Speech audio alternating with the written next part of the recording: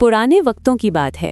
Iraq के एक शख्स ने हज का इरादा किया, जिसके लिए उसने दिन रात मेहनत मजदूरी करके हज के लिए उसने रकम जमा की। आज के दौर की तरह उस वक्त भी लोग काफले की सूरत में रवाना होते थे। काफले के अफराद को जमा करने के लिए एक इंतज़ारगाह बनाई गई थी। उसके घर से कुछ ही दूर थी। रवानगी के रोज़ ये शख्स घर वालों से विदा लेकर निकलने लगा। उभरते जज्बात में सबके आंसू निकल आए और सब ने उसे दुआओं और नेक ख्वाहिशात के साथ रुखसत किया। इस शख्स के घर और इंतज़ारगाह के दरमियान एक जंगल पड़ता था। ये शख्स तेज़ तेज़ कदम उठाता जा रहा था कि जंगल से कुछ पहले एक घर से अचानक एक खातून और बच्चों के रोए उसे चौंका दिया।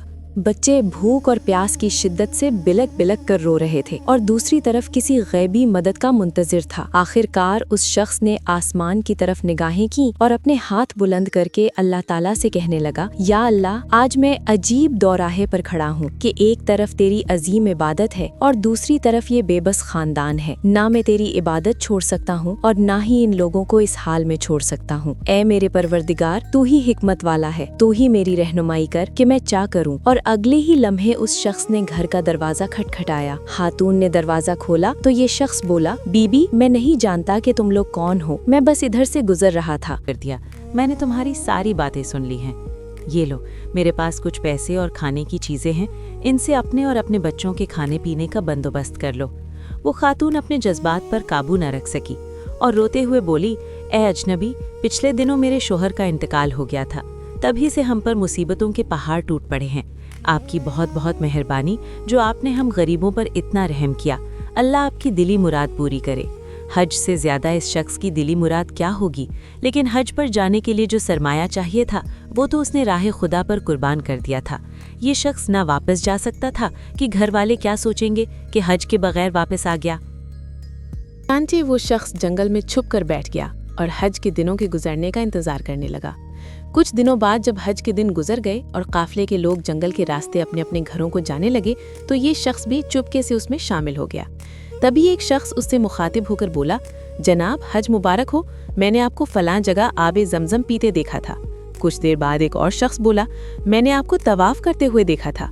और एक और शख्स बोला, मैंने आपको शैतान को कंकरियां मारते हुए देखा था। गर्ज ये कि हर एक हाजी इसकी मौजूदगी की दलील देने लगा।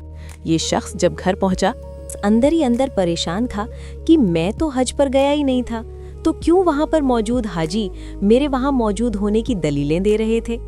माजरा समझ से बाहर था। इसी सोच में उस शख्स को नींद आ गई और वो सो गया। ख्वाब में उसे बशारत मिली कि ऐनक दिल इंसान, तुमने हज जैसी अजीम इबादत को छोड़कर मखलूक खुदा की मदद की है। इसके बदले में अल्लाह ताला ने तुम्हारी शक्ल के एक फरिश्ते को तुम्हारी जगह भेजा, और यही नहीं बल्कि फरिश्ते के हज का सारा सवाब भी तुझे ही मिलेगा। तुम्हारी मौजूदगी की दलीलें दे रहा था।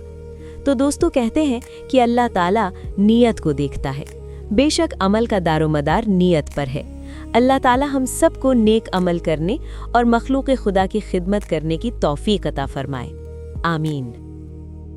अगर आपको ये वीडियो पसंद आई हो तो इसे लाइक करें, अपने दोस्तों के साथ शेयर करें और ऐसे ही ईमान अफरोज़ वाक़यात के लिए हमारे चैनल को सब्सक्राइब करना ना भूलें। अल्लाह हम सबको हिदायत दे। आमीन।